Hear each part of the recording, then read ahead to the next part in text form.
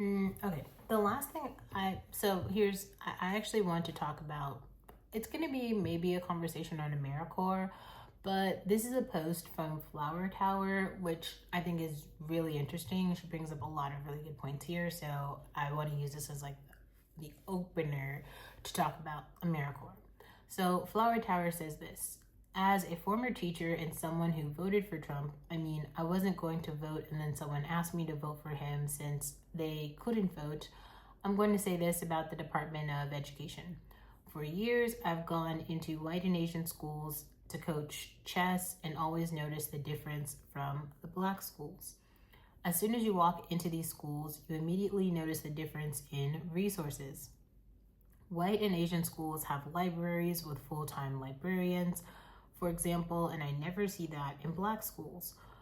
For years, I worked in predominantly black schools as a chemistry teacher, biology teacher, etc., and I noticed something. These schools are seriously underperforming. The test scores were abysmal, the kids were grade levels behind, etc. And I kid you not, I had a really hard time teaching chemistry because of how poor my students' math skills were. In 11th grade, they don't know fractions, they can't use scientific notation, they can barely multiply and divide. Honestly, they need a calculator for everything. With all the Title I funding in the world, these kids are still about to graduate having barely been educated. I say this to say the Department of Education cuts are going to affect black students, but I have to be realistic. Our kids can't read, write, or multiply and divide as they are nearing the end of high school. How much worse can it really get? I'm saying this to be realistic. I'm not saying this to defend using my vote for Trump or anything, but I'm saying this because at this point, I think that what I thought before I voted, that the Democrats and Republicans both suck and neither does anything for black people. That's interesting. No matter what, black people are at the bottom, Democrats in office, and the Department of Education functioning. Our kids still can't read and write. Republicans in office and no Department of Education. You guessed it, our kids still can't read and write.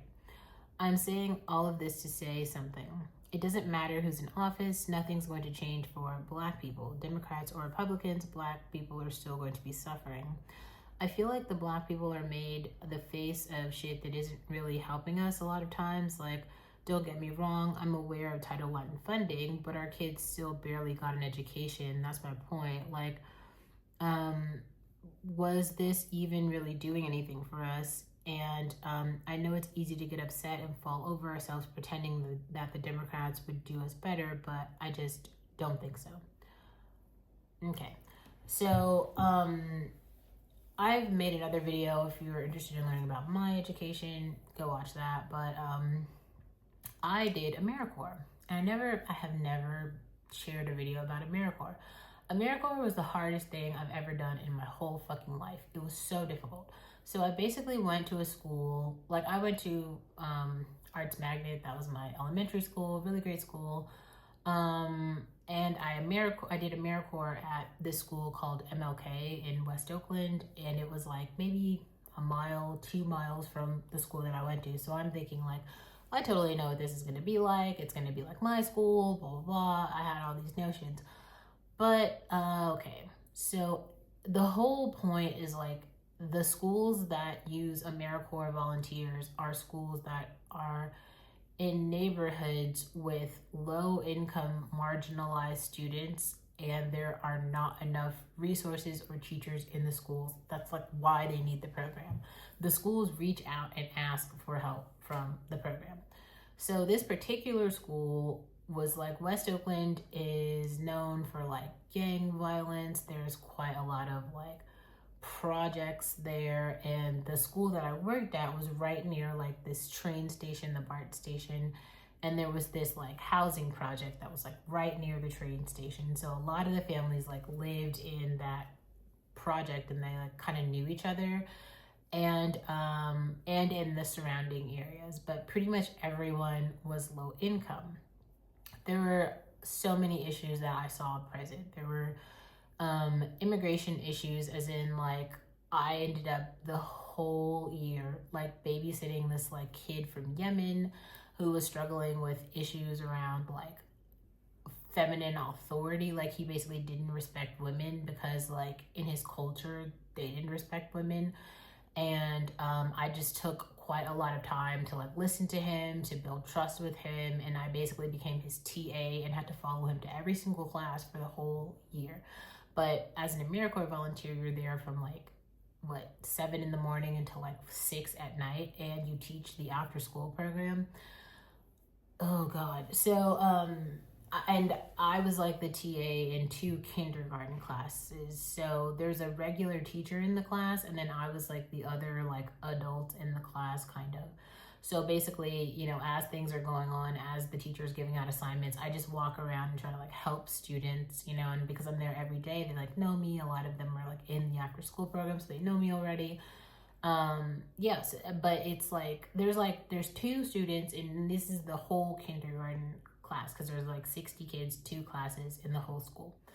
So I see the gambit of, like, what's happening in kindergarten. Now, basically in kindergarten, you're supposed to be able to, like, know the letters. So you should know the alphabet. You should pretty much know all the numbers. You should be able to, like, write them, and you should be able to, like, see, say, and write sight words like cat, dog, and the, they, them, we, you know, run, things like the basic, you know, the basic ass sight words.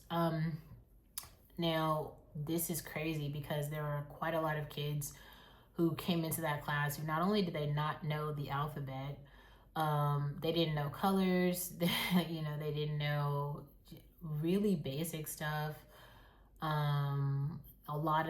Not a lot, but there were a few kids who were struggling with starvation. So they came in the school, they didn't have any food to eat.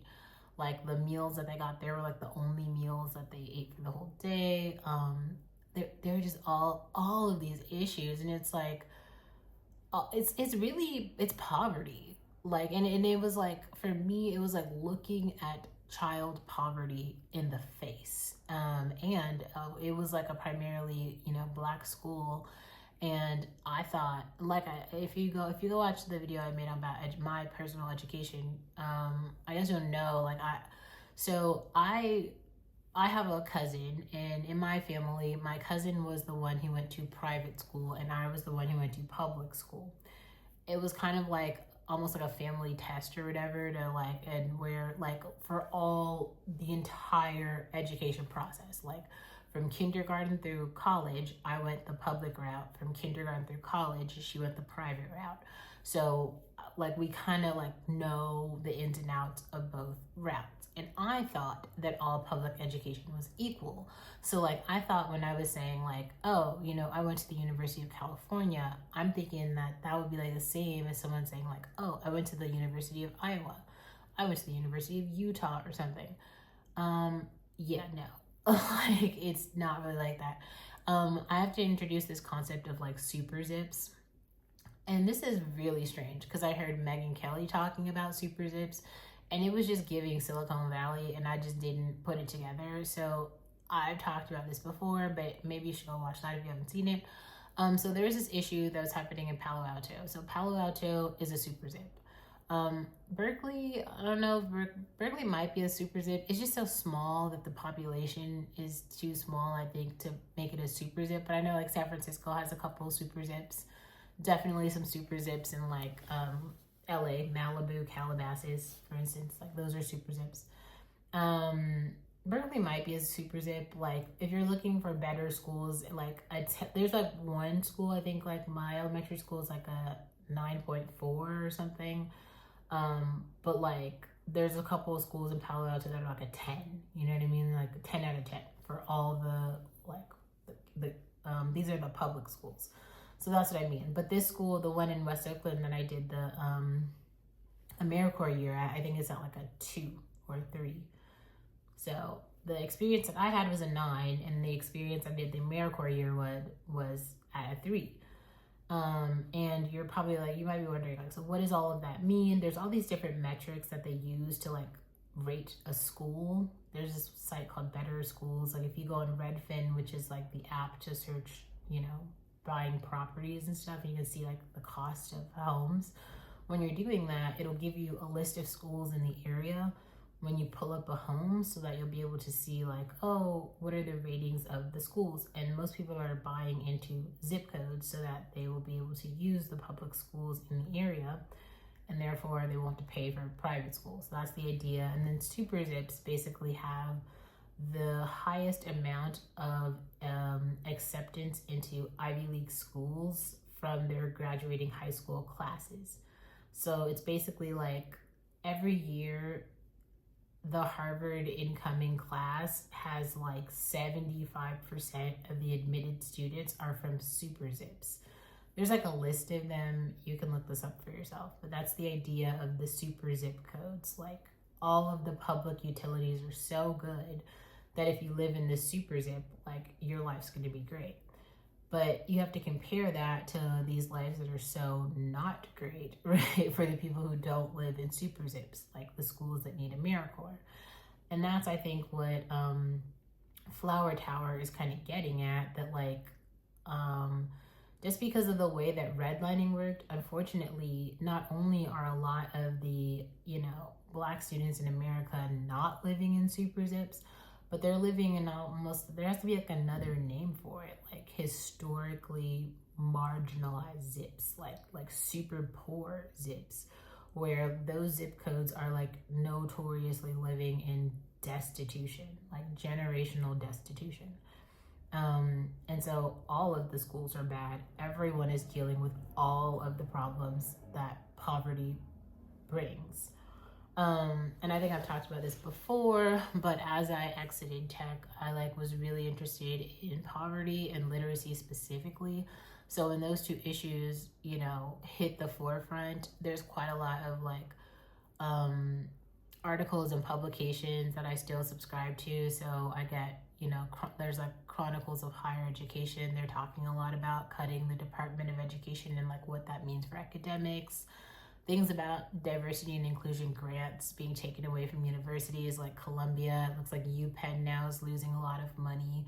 So that means research departments are not going to be funded for the next term.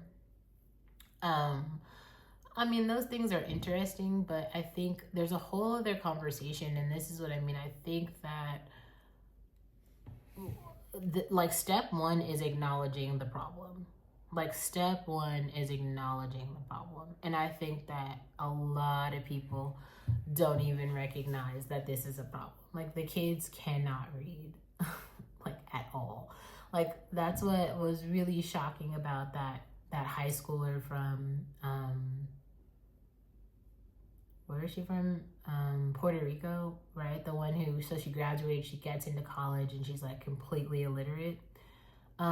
There's so many levels to that. It's not just that she's illiterate. She legitimately needs to go to maybe community college or some other ESL program that will teach her how to she needs to go back to whatever level of literacy that she's on. I've talked about oh my god, the name is escaping me right now. Is it Argus and Finn? I'll have to look it up. I think it's Fontes and Pinnell. So Fontes and Pinnell are the literacy. They basically made the reading levels, right? And they created a categorization hierarchy of reading levels and alphabetize them. So it's reading level A, you would know how to do this and this and this, and you should be able to, understand this. There's also levels to there's literacy, there's phonics, and then there's critical thinking. So phonics is kind of this idea of being able to put letters together and sound out those letters to be able to say the words. So you see letters and they make sense in terms of how you would say them. So you could kind of compare that to when people are talking about, the Latin heritage behind some words in the English language. It's words to sounds. That's phonics. Then there's phonemes, which is, oh my God, Fontes and Pinnell, there's levels to it. But under the umbrella of literacy, phonics is one part. You definitely need to be able to sound it out, but then there's like the context of the real world. So, like you'd have to have enough lived experience, like things that you would see in the world, to make it so that the word that you're saying means something. And I've talked about this before, but maybe I will unpack it another time. It's like, what is a boat to someone who doesn't know what water is? If you think about that for a second, like maybe if you understand that like you need to drink, like imagine this, and this is actually a really big problem in the developing world, because poverty is so real, and actually like cleaning water is expensive. Like sanitizing water that is sewage water is expensive. Buying Coca-Cola or Dr. Pepper or whatever other Americanized soda brand in a bottle is cheaper than having water. So there's a lot of people who don't actually drink water anymore because they don't have access to clean water, but they do have soda. So there are actual people who like, I mean, I'm not saying they don't know what water is, but in the ways that kind of like you might be using water in the developed world to wash your clothes, to wash yourself, to wash your hair, to drink, because you need to have hydration and you're thinking about your health and all this and your skin and all these things. They don't see it in the same way because they don't actually have the privilege to get to a space where water is like a utility and a commodity and a meaning for like health and life. It is a luxury good, which is wild, but that's real. Okay, so then you'd have to think of a boat. There's the whole other thing. Imagine if you have so much water in your life that you can literally take a swim class and you can go to the beach and like swim in water because you have excess water. You have water to swim in, you have water to drink, you have water to wash, you have water for every aspect of your life. That is a privilege. Right? And so if a person is in that position where they only have soda, Coca-Cola, which has a very small percentage of actual water in it, and they are not drinking like purified water, don't have access to it in other ways daily, why would they know what a boat is? They don't, you know what I mean? Like, what is a boat to a person who doesn't know what water is? Levels, right? And so I don't know, just think about that a little bit more. But to go back to the critical thinking aspect, if you can sound out words but they have no meaning to you in the real world, that the literacy aspect doesn't land. So unfortunately in America, in terms of literacy stats, most adults in America, so these are people over the age of 18, have a 7th grade reading level. So that means their comprehension is at the 7th grade level. Now, the reason I know this is because when I did that poverty fellowship, I told you guys, like, literacy was my specialty. So I did all these, like, independent research projects that were specifically about, like, literacy. And one of the girls who was on my team, she had been in education for, like, 10 years, something like that. And this is wild because I think she was at like a director type of level, so she had like other teachers who she was supporting, but because of this 7th grade reading level issue, every time that instructors would need to send home letters to parents in, let's say this is like a 4th grade class, like the administration will send out some notice or whatever that explains something that's happening in the school that's relevant to all the students. Or maybe there's something specific to like a specific student that you need to explain or whatever. You can't explain it in terms of the policy in general. You actually have to like dumb down the language because a 7th grade reading level is very low. Like, I mean, I can't even remember like a book that you'd be read. I don't even know if this is like Diary of a Wimpy Kid. It might even be lower than that. Like, so you have to like spend real time every day dumbing down the language of like a newsletter or some sort of communication to parents in your class so that they can understand what's going on in their student's life. That's like additional hours of work every single night. And that's what these teachers are doing. And they don't get paid like basically any money. They're like really poor, but they care, but they're poor. And if the parents are functioning at a 7th grade reading level or maybe even lower, how the fuck are they going to help their kid with their homework? Are you joking? It's just like the blind leading the deaf, right? It's just like, fuck this. This is like not going anywhere. Like no, like no one could help. Like the like literacy intervention would be the solution, but that costs a lot of money. Like so much money, and like no, like there isn't, if you have Americorp volunteers coming in to fucking help, like we didn't have any like training or anything. I mean, I learned shit while I was there because like I had to, but like I didn't know anything about poverty then. Like I didn't do that poverty fellowship till like later. So it's bad. That's what I'm saying. It's really bad. And like just imagine how, like imagine look how much Kumon costs. Like Kumon, or what is it called? A to Z, those little like reading programs. That shit's like $40 an hour. And you know, to be effective each day, you need at least like 2 hours a day. It's like 10 hours a week at $40 an hour. Do you think parents living in the hood have that much money? No. So it's, and then it takes time. You'd have to like get the kid to the class. They have to participate in the class. There's all of these things. It's like, who has the resources or the time? Certainly not the parents who are living in West Oakland. It's wild. And I don't know. I also think that like the Department of Education closing is just not the worst thing for these students. I think that them entering the real world earlier will be probably helpful, because maybe they could take